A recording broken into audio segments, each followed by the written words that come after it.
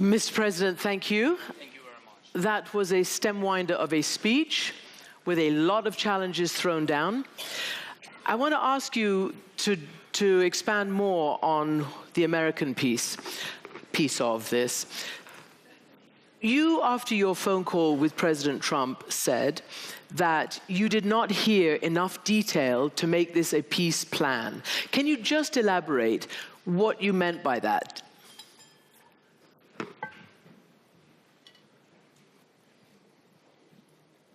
Can I speak Ukrainian? No. Okay. Don't pressure on me. Okay, so yeah, we had really a long conversation with the President of the United States. Not first one and not last, I'm sure. And I mean, really between us, I'm not sure that by phone we can manage all the plan, all security guarantees with all the details, because, you know, devil in details. Yes, and we know where is this devil, in what country now. Yes, that's why we have to stop him, to stop Putin, and it's very important for me. That's why the atmosphere of our discussion is good, but really it's always good.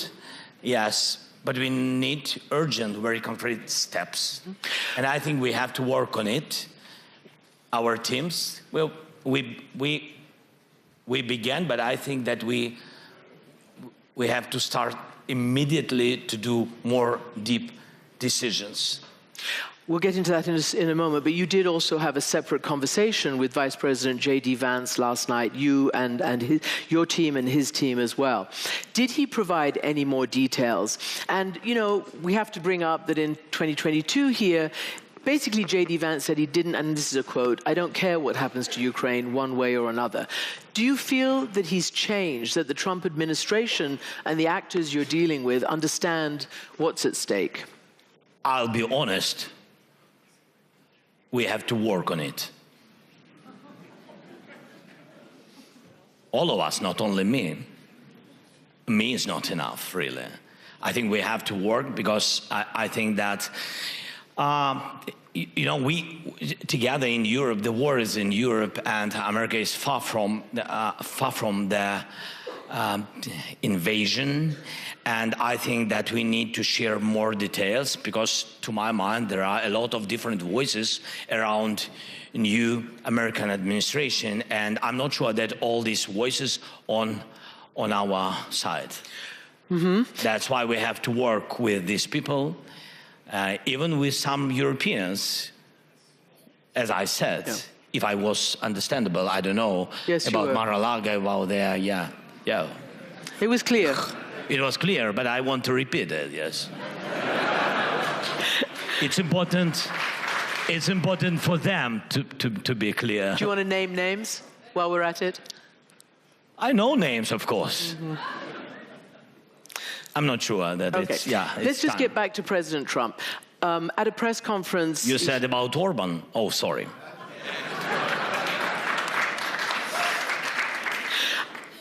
Do you understand? No. Viktor Orban is what the president was saying. Mr. President, Trump was asked whether he trusted Putin. And he sort of basically ended up saying, on this, I do. But he has also said that, and frankly, it's quite difficult to extract what all the different administration officials have been saying. On the one hand, potentially that, you know, maybe Ukraine had a responsibility for this war. Maybe Ukraine can't ever expect to get back. It's unrealistic, according to the defense secretary, its territory. Maybe Ukraine will be safe and independent. Maybe it'll be part of Russia.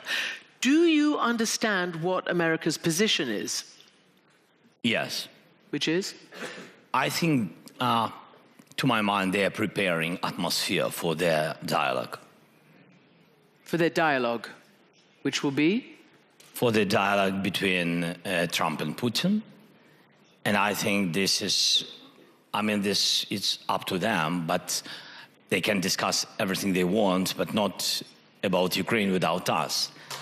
And that's why, in this case, That's why, especially in this case, I think it's a little bit dangerous. That's why I said that we need to talk more with the president and to talk more with his people, with his teams. Yesterday, as you said, yes, we had good conversation, and I think that I opened some new details for vice president.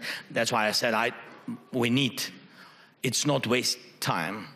It's really very important, I think, diplomatic investment for the future, just and lasting peace for Ukraine. Yeah, sorry. Yeah, I thought you were going to say some more things. Your order. Yeah. You just sort of, I suddenly got flummoxed. I'm sorry. You said Putin doesn't want peace. I mean, you just said it loud and clear here. It's true. So what is the dialogue? And have you convinced the Americans that A, Ukraine has to be at the table, and B, I guess the Europeans have to convince them that they have to be on all the levels, we directly, yes, very directly, send these messages that we have to prepare security guarantees like a main part of the stopping Putin and stop this war, and very important, essential, and we say that it can't be without us, and that's why I don't know if we don't have, from my point of view, if we don't have for today common plan, it means for me that United States doesn't have. Because if they have something, it's not about us. I mean, this about something new, but we don't want this new reality. Yes. So that's why, I was just asking you whether you have convinced them that you must be at the table. Of course I said that I think that is good, that first of all we have to make a plan with you, I said to the president. It was the day when he had phone calls with Putin and with me, and first with him and then with us. And how did that sit with you? No, I said that... But first with Putin and then with you? Oh, I'm not happy. Yes, but I think that more dangerous if first meeting will be with Putin and then with Ukraine. And there are things I shared with the President Trump, that first of all we have to see common view. And I said also that at the table we need Europe also. It's very important for us. We are Europe, we in Europe, and we see our future only in EU like a member. So that's why for us it's very important. And Europe helped us a lot. Because when I speak with different officials of the United States, of new administration, and we're thankful for them that they didn't frozen their military support. It's very important, and I'm very thankful, thanks again. But when we speak, I really understand what part of support did America during these 3 years, and what huge support made Europe. And it's important. Did you get a commitment from President Trump that you would meet with him first? Do you have a plan to meet with the president? No, we have our plan, of course. It's our country, and that's why it's our plan. I think it's understandable, but we need the common view. That's why we are ready for the common plan. Yeah. And I shared it with I'm just asking whether, because President Trump says he'll meet Putin maybe in Saudi Arabia maybe soon, has he said he will meet you? He said to me that we have to meet, and I said to him also we have to meet. I think that I said first that we have to meet. Yes, and but we understood each other, because I didn't say about it once. You said it several times. Yeah, so that's why I think we understood each other, and it's very important. Yes, because if we can repeat the words that each day we have losses, and if President of the United States or other leaders repeat these words, Ukraine has losses, we have to stop the war. I mean, that it meant that we have urgently to meet if we really want to stop. To meet with the concrete dates and days and plans. So you talk about losses, obviously heavy losses. You mentioned Russia's heavy losses as well. Yeah. You were talking to President Trump, and you know that last year, around this time last year, it was President Trump and his allies in Congress which delayed for approximately 7 months the aid that was meant to come to Ukraine. When I spoke to General Syrsky, your commander in Ukraine, just a few months ago, he said the delay in aid did cost lives, cost territory, and cost a lot of strategic effort in Ukraine. Did you mention that to President Trump? No. I see. We spoke about delaying and about decision of the Congress, and at least positive decision. I was thankful to him. It was in September when we had meeting during his election period. I think so, or before the election period. I don't. Before, a little bit before. Yes. So it was very important, the decision. I was thankful bipartisan support and also Mike Johnson. He made positive decision.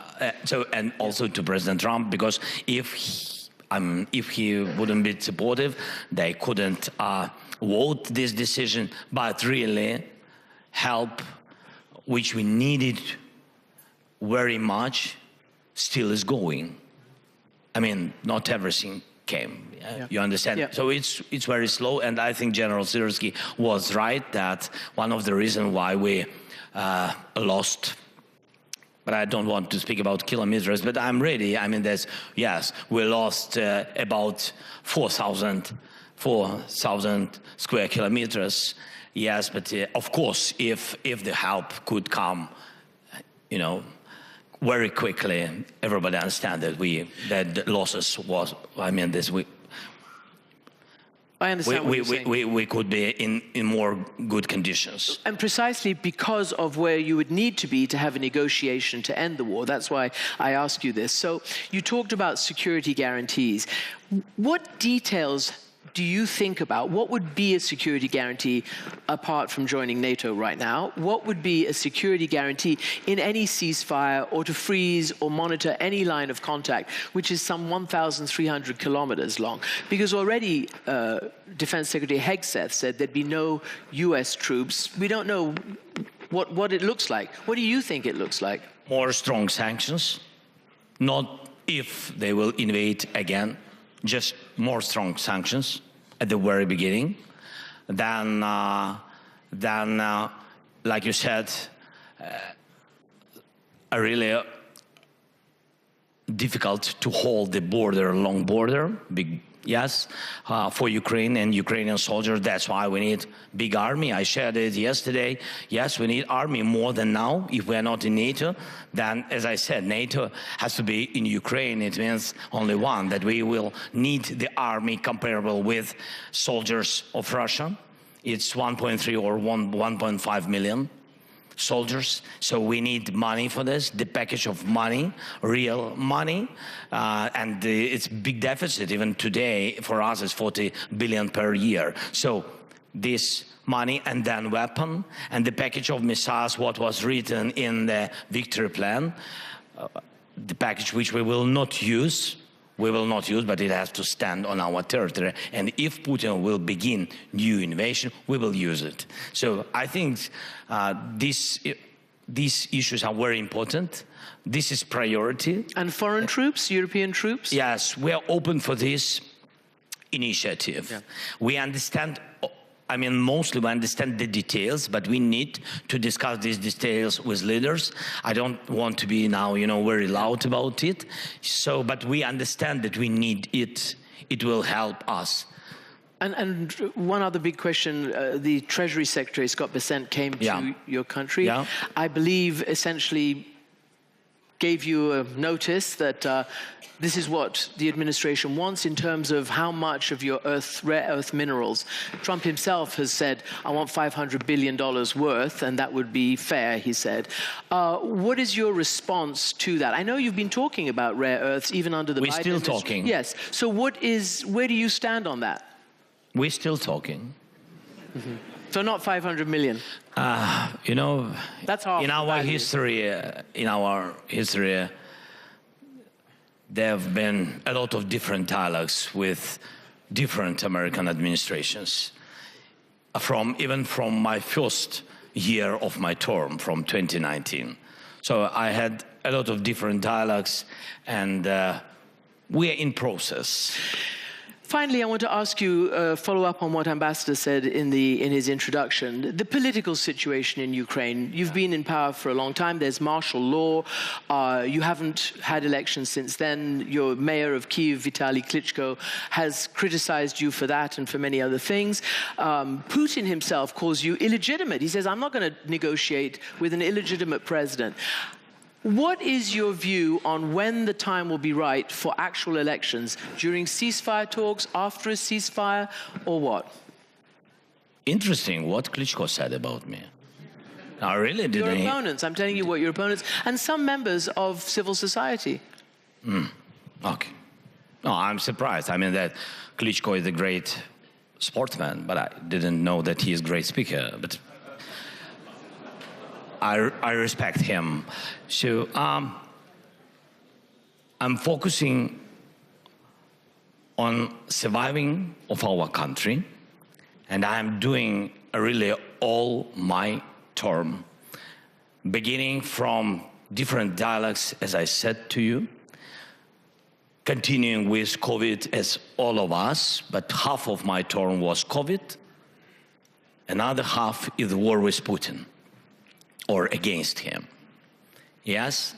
So this is what really very important. I'm ready, to speak about elections if you want. Ukrainians don't want, totally don't want, because they're afraid, because otherwise we will lose the military law, war law, and our soldiers will come back home, and Putin will occupy all our territory. It will be, because now we're mobilized, now we are one organism, yes, so we are one country. Yeah, that's why it's very important to hold and to save it. And it doesn't matter, I mean, we need unity in country. So it's not about, myself, it's about the future of our country. It's about, for today, really, the question is to survive. The question is to save Ukraine, our independence, our people, our homes. And if somebody doesn't like, they can choose another citizenship,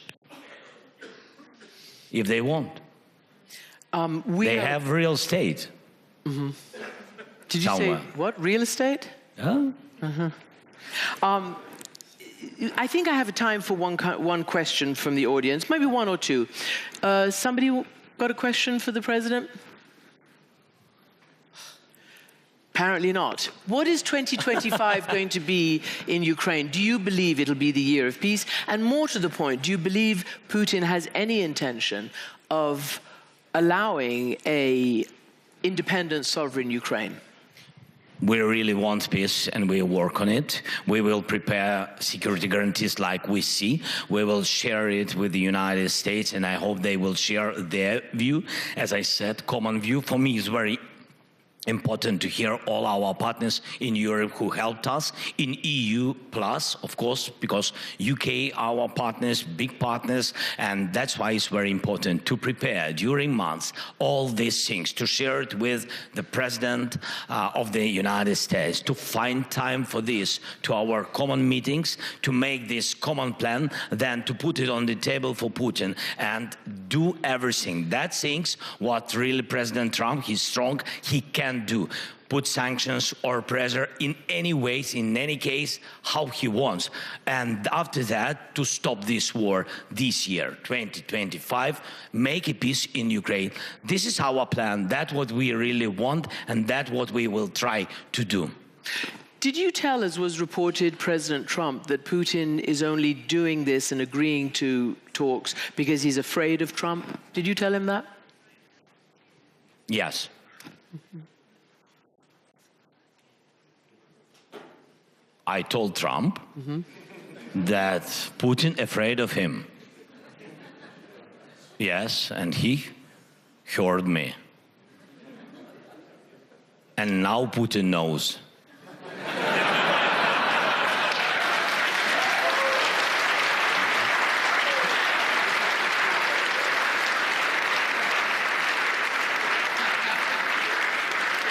I shouldn't be laughing, but you do make me smile. So, we Mr. want President, peace. thank you very much. We have to live and we have to smile That's when we true have too. time, That of is course. true. Thank you. Дякую. Слава Україні!